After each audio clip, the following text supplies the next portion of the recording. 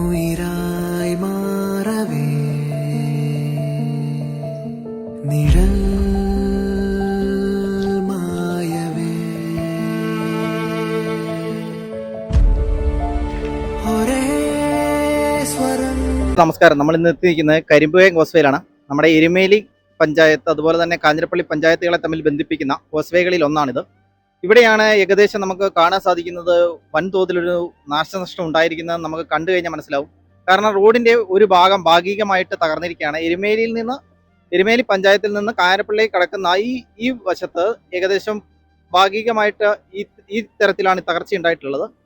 അതുപോലെ തന്നെ കാഞ്ഞിരപ്പള്ളിയുടെ ഭാഗം നമ്മൾ എടുക്കുകയാണെന്നുണ്ടെങ്കിൽ ടൂറിസം പദ്ധതിയുടെ ഭാഗമായിട്ട് ഇവിടെ വികസിപ്പിച്ചെടുത്ത പല പദ്ധതികളും ഏതാണ്ട് ഇടിഞ്ഞു പൊളിഞ്ഞ നിലയിലാണ് വെള്ളം കയറി നാശം വിതച്ചിരിക്കുന്നത്. ഇവിടെ ഇല്ലിക്കൂട്ടങ്ങളും അതുപോലെ തന്നെ നമ്മുടെ തടികളും ഒക്കെ വന്ന് വെള്ളം ഒഴുകിപ്പോകാൻ പറ്റാത്തൊരു സാഹചര്യത്തിൽ വന്ന് ഇവിടെ കുമിഞ്ഞു കൂടിയതാണ് ഇത്തരത്തിൽ ഇവിടെ ഒരു നാശം ഉണ്ടാവാൻ കാരണമായതെന്നാണ് നമുക്ക് ഇവിടെ നിന്ന് അറിയാൻ സാധിച്ചത്.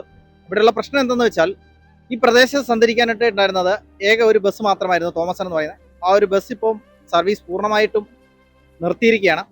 അതുമൂലം ഇവിടെയുള്ള പ്രദേശവാസികൾ വൻതോതിലുള്ള ബുദ്ധിമുട്ടുകൾ അനുഭവിക്കുന്നുണ്ട്. കാഞ്ഞിരപ്പള്ളി അതുപോലെ തന്നെ മണിമല ഭാഗത്തേക്കൊക്കെ പോകാനായിട്ട് അതാണ് ഇവിടുത്തെ ഏറ്റവും വലിയൊരു പ്രശ്നം എന്ന് പറയാൻ. ഇതുമായി ബന്ധപ്പെട്ടുകൊണ്ട് നമ്മളുടെ റിജോ മെമ്പർ, ഇവിടുത്തെ മെമ്പറായ അദ്ദേഹം നമ്മളോട് ഒപ്പം ചേരുകയാണ്. അദ്ദേഹത്തിന്റെ വാക്കുകളിലേക്ക്. കരിമ്പയുമായി ബന്ധപ്പെട്ട ഈ പ്രളയത്തിൽ നമുക്കറിയാം, കരിമ്പയം പാലം അതുപോലെ ടൂറിസത്തിന്റെ ഒക്കെ കുറച്ചേറെ നഷ്ടങ്ങൾ വന്നിട്ടുണ്ട്. ഏകദേശം ഇറിഗേഷൻ വകുപ്പ് 30 ലക്ഷം രൂപയോളം ആണ് ഈ നഷ്ടം കണക്കാക്കുന്നത്. അപ്പോൾ പാലത്തിനാണെങ്കിലും താൽക്കാലികമായ കൈവരികൾ ഇവിടെ സ്ഥാപിക്കുന്നുണ്ട്. എത്രയും പെട്ടെന്ന് തന്നെ, കാരണം മന്ത്രി നമ്മുടെ പ്രിയപ്പെട്ട MLA റോണി കെ ബേബി ഇവിടെ സന്ദർശിക്കുകയും അതിന് ഇറിഗേഷനുമായി ബന്ധപ്പെട്ടുള്ള നടപടികൾ സ്പീഡാക്കുമെന്ന് അറിയിച്ചിട്ടുണ്ട്.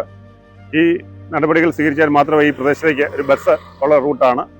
അപ്പം MLAയും ഇറിഗേഷൻ ഡിപ്പാർട്ട്മെൻറ്റുമാണ് അതിനു വേണ്ടിയുള്ള ശ്രമങ്ങൾ നടത്തുന്നത്. അതിനുള്ള നടപടികൾ പഞ്ചായത്ത് പ്രസിഡന്റ് അടക്കമുള്ള ഇവിടെ സന്ദർശിക്കുകയും അതിനുള്ള വേണ്ട കാര്യങ്ങൾ ചെയ്തു തരുമെന്ന് അറിയിച്ചിട്ടുണ്ട്. ഇറിഗേഷൻ വകുപ്പിലെ ഉദ്യോഗസ്ഥന്മാരുടെ എത്തിയായിരുന്നു. അപ്പോൾ എത്രയും പെട്ടെന്ന് തന്നെ ഇത് പുനർനിർമ്മിച്ച് സാധാരണ നിലയിലേക്ക് എത്തുമെന്നാണ് എൻ്റെ പ്രതീക്ഷ. നമുക്കും അങ്ങനെ തന്നെ പ്രത്യാശിക്കാം. പണി പൂർത്തിയാക്കി ഇത് ജനങ്ങൾക്ക് ഏത് സാഹചര്യത്തിലും സഞ്ചരിക്കാൻ തക്കവണ്ണം സഞ്ചാരയോഗ്യമാകട്ടെ എന്ന് നമുക്കും പ്രത്യാശിക്കാം. ഏക ബസ് സർവീസ് ജനങ്ങൾക്ക് ഉപകാരപ്രദമാകുന്ന വിധത്തിൽ തന്നെ അത് വീണ്ടും സർവീസ് നടത്തട്ടെ എന്ന് നമുക്ക് ആഗ്രഹിക്കാം. അതിനുവേണ്ടി ഇവരുടെ ഭാഗത്തു നിന്നുള്ള പൂർണ്ണ പിന്തുണ ഉണ്ടാവട്ടെ. 31 ലക്ഷം രൂപയാണ് ഇവർ ഇതിനായി കണക്കാക്കപ്പെടുന്നത് എന്ന് പറയപ്പെടുന്നത്. എത്രയുണ്ടെന്ന് നമുക്കറിയില്ല. എങ്ങനെയൊക്കെയാണെങ്കിലും ഈ റോഡുകൾ ജനങ്ങൾക്ക് സഞ്ചരിക്കാൻ പേടിയില്ലാതെ സഞ്ചരിക്കത്തക്കവണ്ണം തന്നെ ഇത് പുനർനിർമ്മിക്കപ്പെടട്ടെ എന്ന് നമുക്ക് പ്രത്യാശിക്കാം.